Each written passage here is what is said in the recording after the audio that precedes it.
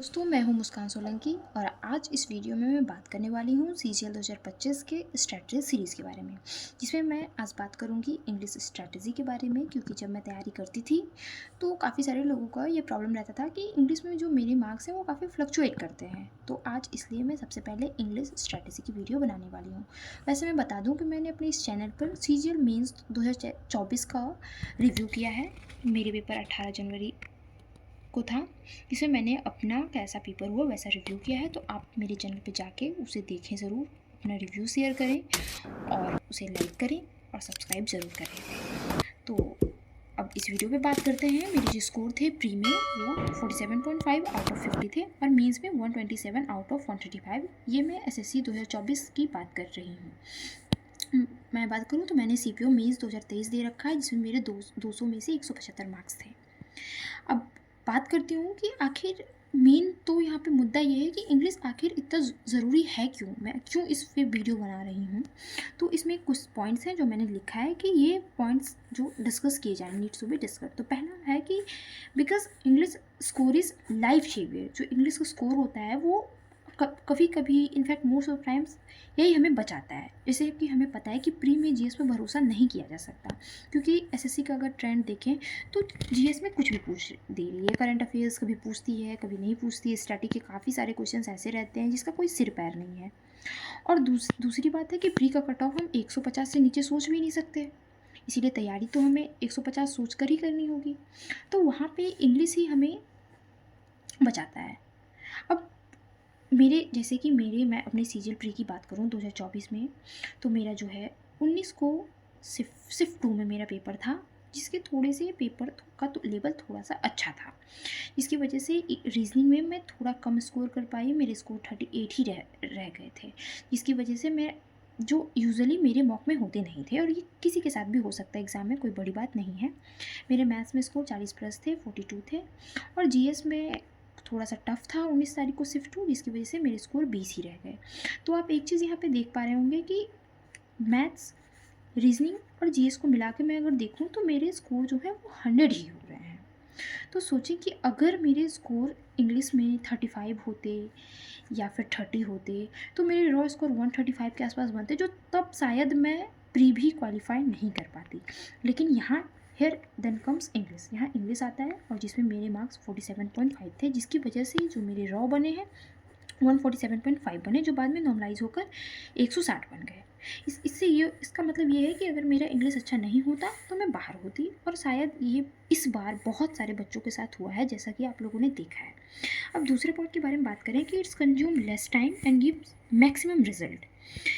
English ही केवल एक ऐसा सब्जेक्ट है जिसकी प्रिपरेशन में हमें कम टाइम लगता है और ये मार्क्स भी ज़्यादा देता है। इनफैक्ट अगर हम एग्ज़ाम में पेपर में भी बात करें तो आप 6 से 7 मिनट में पूरा पेपर कर लेते हो और कॉन्फिडेंटली आप 45 प्लस स्कोर कर सकते हो।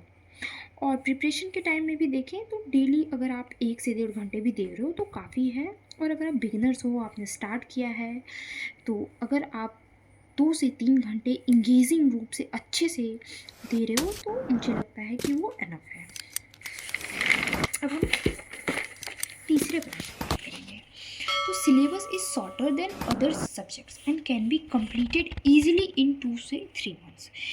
मतलब बाकी तीनों सब्जेक्ट के अकॉर्डिंग अगर देखा जाए तो इसका सिलेबस उतना लेंदी नहीं है। और दूसरी बात यह भी है कि यह एक लैंग्वेज है जो हम लोग डेली लाइफ में यूज़ करते हैं, तो ये हमारे लिए थोड़ा आसान हो जाता है इसको टैकल कर पाना।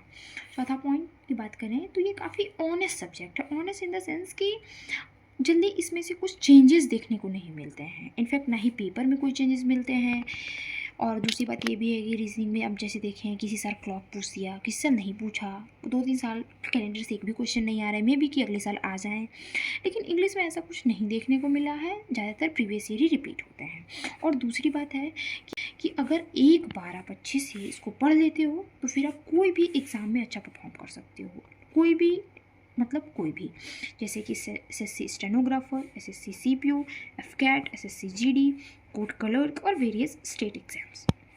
अब ये सारे पॉइंट्स ये प्रूफ करते हैं कि क्यों इंग्लिश ज़रूरी है, क्यों इंग्लिश ज़रूरी है। इसके बाद इसलिए अब हम स्ट्रैटेजी पे बात करते हैं। अब हमें ये तो पता चल गया कि क्यों ज़रूरी है, इसलिए अब हम इसकी स्ट्रैटेजी पे बात करेंगे कि सीजीएल 2025 प्री से पहले हम इसको कैसे टैकल करेंगे और अपना मार्क्स जो है 45+ बनाएंगे। तो इसमें हम बात करते हैं पहले कि आने वाले अपकमिंग एसएससी एग्ज़ाम्स के बारे में और हमारे पास कितना समय है। पहले टाइम के अकॉर्डिंग ही हमें अपनी स्ट्रैटेजी बनानी होगी, बिकॉज़ सब कुछ इस टाइम के इवॉल्व ही होता है। तो पहला देखिए तो सिलेक्शन पोस्ट का एग्ज़ाम 2025 में जून जुलाई में होने वाला है। सीजीएल जून जुलाई, सीपीओ जुलाई अगस्त, सीएचएसएल जुलाई अगस्त। एमटीएस की बात करें तो सितंबर अक्टूबर, स्टेनो की बात करें तो अक्टूबर नवंबर। तो अप्रॉक्सीमेटली अगर हम देखें सीजीएल को टारगेट करते हुए तो हमारे पास 5 मंथ्स हैं, और believe me it is enough for scoring well, और ये जो 5 मंथ है वो एनफ है। तो अब हम बात करते हैं एस्पिरेंट्स के बारे में कि 2 तरह के एस्पिरेंट्स भी होते हैं, एक तो बिगिनर्स जो बिल्कुल नए हैं और एक है रिपीटर्स। अब हम बिगिनर्स में बात करें तो इसमें भी 2 प्रकार के स्टूडेंट होते हैं, एक होते हैं कि एवरेज, एक होते हैं वीक इन द सेंस कि वीक कोई नहीं होता है। मेरा कहने का मतलब है कि वीक आई मीन उन्होंने पहले नहीं पढ़ा हो, वो नए नए इस फील्ड में आए हैं और पहली बार ऐसे कर रहे हों।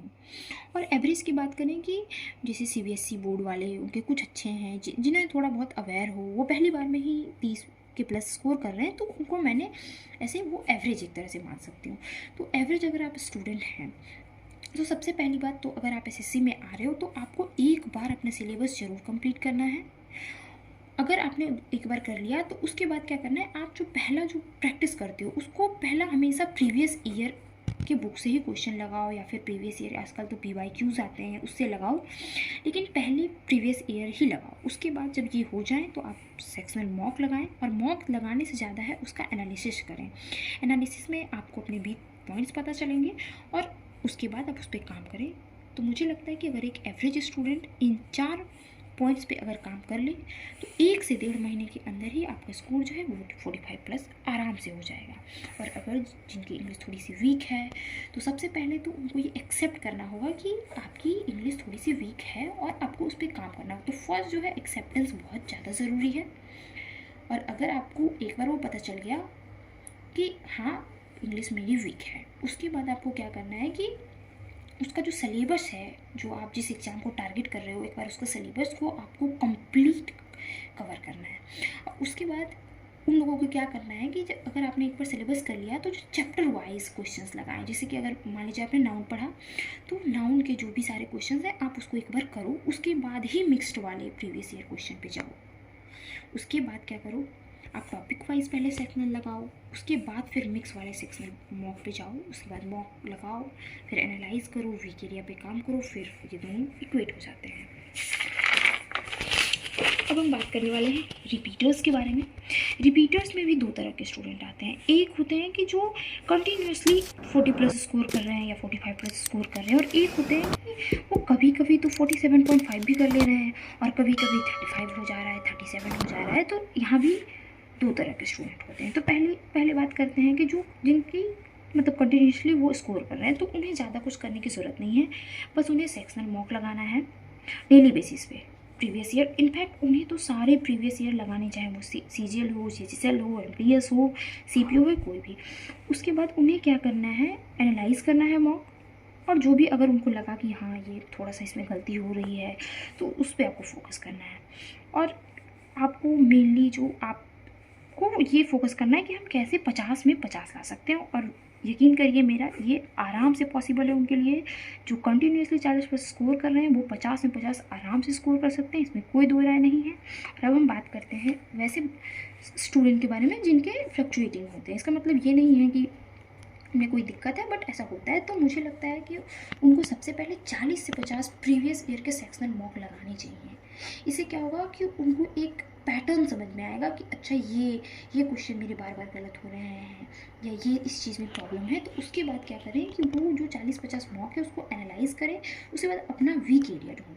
अगर आपने एक बार वीक एरिया ढूंढा, उसके बाद उस वीक एरिया को, मान लीजिए आपको प्रॉब्लम हो रही है कि मेरे से फ्रेजल वर्ब नहीं हो पा रहे हैं, तो उनको ढूंढें उस टॉपिक को, और उस टॉपिक को एक बार कंप्लीट उसका वीडियो देखें, चाहे 10 घंटे का, 5 घंटे का, जो भी समझ में आए। उसके बाद उस टॉपिक का मॉक लगाएं और फिर उसके ढेर सारे क्वेश्चन प्रैक्टिस कर लें। अगर आप ये कर लेते हो after doing this for 1 and 2 months your marks will definitely increase, believe me, आपके मार्क्स डेफिनेटली इंक्रीज होंगे। मैंने भी अपने मार्क्स ऐसे ही करके बढ़ाए हैं और धीरे धीरे आपको कंसिस्टेंसी भी आ जाएगी जो आपके मार्क्स फ्लक्चुएट करते हैं। हम इंग्लिश की बात करें और वोकैब की बात ना करें तो ये पॉसिबल ही नहीं है, क्योंकि बिना वोकैब के आप 50 में 50 तो कर ही नहीं सकते हैं, और एक वीडियो में मेरे लिए इतना बताना पॉसिबल नहीं है। That's why we will also discuss the strategy of vocab which is doable. ऐसा स्ट्रेटजी बनाओ जिसको किया जा सके और थोड़ा सा इंटरेस्टिंग भी हो। तो मैं अपने नेक्स्ट वीडियो में इसकी ज़रूर बात करूँगी। अगर आप लोग को वीडियो पसंद आए तो प्लीज़ मुझे कमेंट करें, मैं इस पर वीडियो बनाऊँगी, और आप लोग सब्सक्राइब जरूर करें। Thank you so much.